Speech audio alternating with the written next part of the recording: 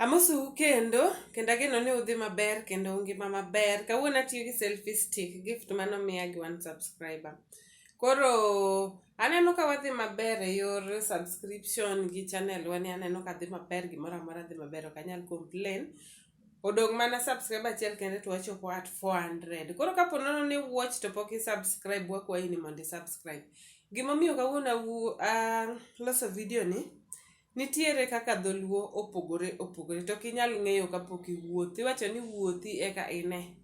Jothurwa, an adongo Nyanza province, Kisumo. Kata kiwinjo dholuo mawacho, tibiro winjo kopogore gi dholuo malego matin. Koro, ing'eyo ni kumidonge ema iwacho dhok mar kumidonge no. Idendo gi dho ngere ni language of catchment area. Koro language of catchment area en mana mayo Kisumo koni. Koro chieng' moro ne wadhi dala yo Alego kocha. Koro nwadhi limbe, koro kwan waselimbe ma watieko limbe. Koro chieng' mane wadok. Dong ing'e ni seche midok ga town to koro nyaka sumi. Koro seche mane wadok, omiwa oduma, omiwa oganda, omiwa olayo. Kaito giwacho ni mondo koro wadhi watim ang'o? Wadhi wang'wed alot. Kwanza kuma wantiere koni, Kisumo koni, oduma noluongo ni bando. Tinde ka koro jomoko nyalo luonge ni oduma. Waluonge ni bando.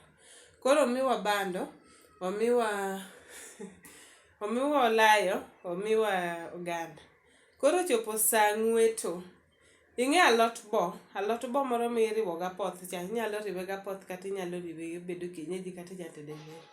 Koro nitiere alot bo. Wacha ni dong koro we an ema dhi tamo, an ema dhi ang'weti. To an ahero ga alot bo mayom. Dong ineno moro ma pod yom mamoko ipudho ga ka. Koro awacho ni alot bo moko mosetegno kok adwa mayom. Koro konyauru gi kikapu mondo adhi mondo ahar alot ma pod fresh gi, ma pod yom gi. Koro aneno ka ji nyiero.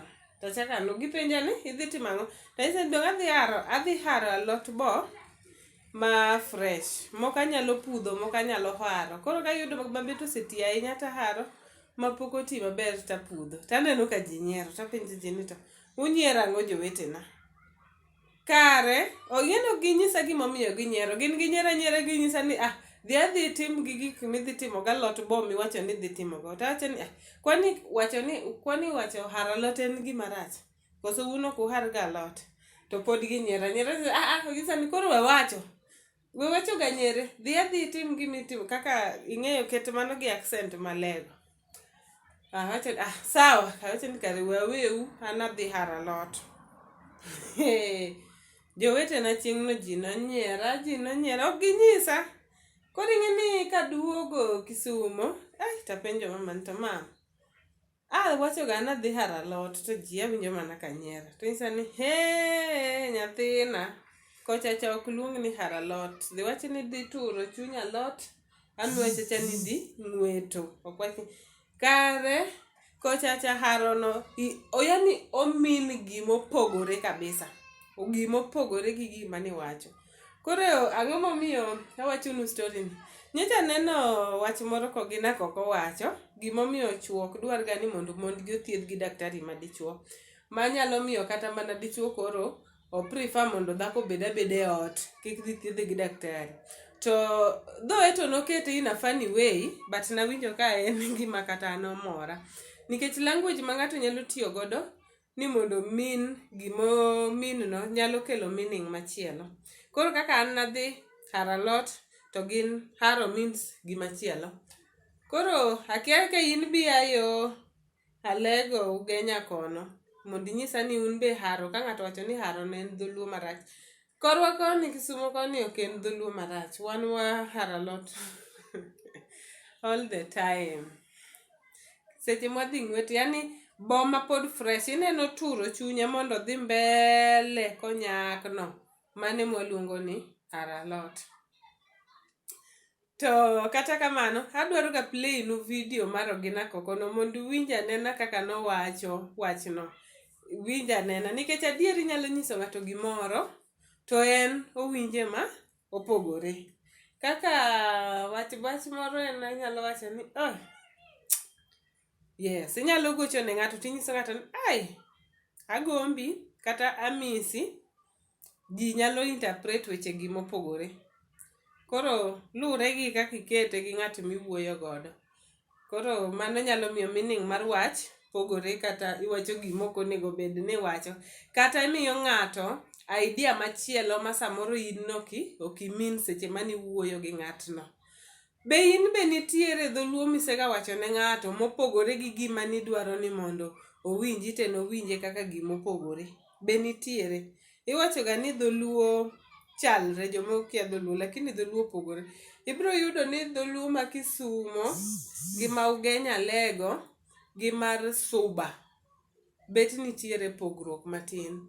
Kendo dholuo ma Homa Bay, Kisumu, Kendu Bay gi Migori aparo ni odwa chalore. But koro Suba, Lego gin bet dholuo gi odwa pogore gi mekwagi. Be nya Suba kata ja Suba, ja Lego kata nya Lego, to inyalo nyisowa. But opogore nikech kaka mihia, jo Alego wacho mihia, wan wacho nyathi. Giwacho ndalo, wan wacho puodho. Giwacho gina gi weche matindo tindo mopogore, yani wache mopogore opogore kamoro ka kamoro, lakini gima ber ni pod wanyalo wuoyo kendo wanyalo winjore. Koro kapok adhi mbele gi wuoyo mang'eny, adwaro ni mondo awiti kocha cha mondo inena video mar Ogina Koko ni mondo in bi winje gima nowacho. Kaka Koko Entertainment Nyero Company Limited, so ananensi Ogina Koko. Nitie gima senwang'o matimo nonro kaka team Koko Entertainment. Mwanwang'o ni kelo sida mamiyo joma chuo thothgi kachiegi tuo to ng'ato manyo mana daktari madhako emono thiedho dhako. Gima miyo ma timore, dakteche dhok moro utiyo go dholuo to dholuo ma ok rach, lakini kaka wawinje orach, loke uru ohinyowa wa joma chuo. Atero dhako osiptal to daktari weya reception odhi gi madam e thiedho ok rach, odhi thiedho madam kato dholuo motiyo nago koduogo ira no jatelo to madam ochako tuo karang'o. Nakoni ane nochako Monday, Tuesday ka otuore, tiadeko nyano konyore makona kene. No. Chieng'o ni dhako no tho kuomi. Kineno ka dhako tuo kama jakel dhako ira, mona konyi chiegi nyalo tho. Ayudo ka amulo madam dendo chwakore te, madam dendo ore, ochwakore te, dende liet mano gima lit kabisa. Koro miyo sana chuo chiel. Taneno ko hola we ka bro nindo ka hol. We mo na ngase ka chuni go tino ga chuni ga. Kaito kedo wangu gwine no ga chuo chiel. Kedo ningo chuo adek dide. Obibiro we to kudon kode. Ukiji mudi kele bro no ga chuni go. Kodwa ina ni kada kiwache yawa. Bobedu joma bejo dalawa. Yawa ma Koko Entertainment Nyero Company Limited. Ilungu no gino wari ga koth. An sama jilaro nying mar chumbi nyiri. An ko ilungu no gino wari ga koth ogina kachumbari. Ogina nyanya gutungu.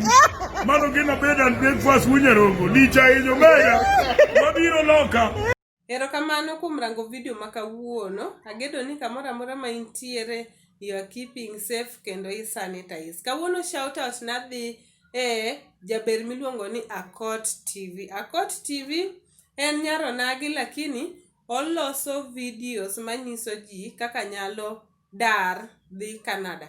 Koro ka in gi interest midwaro igombo dhi abroad, idwa dhi Canada somo, kata yudo nyadendi moro, kata yudo dichuo kata dhako moro dwa kowi, kata idwaro dhi adhiya Canada mar limbe, to dhi check Akot TV. Olero gigo maber kendo nyalo guide kaka inyalo dhi Canada. To kata ka ponono ni pod ok idwa dhi lakini idwaro information mar weche mag dhi Canada kata weche mag dhi loka, to inyalo dhi e channel ne kanyo mondo watch Akot TV. Channel nitiere YouTube, iluongo mana ni Akot TV. Olero gigo maber. Maber the time mitieko watch gino kata ka idwaro dhi Canada to ina gi information te. Akot TV, thank you so much. You watch ga videos ga teto sasa mise watch aneno ga kaneno comment ni piny kanyo. Thank you so much.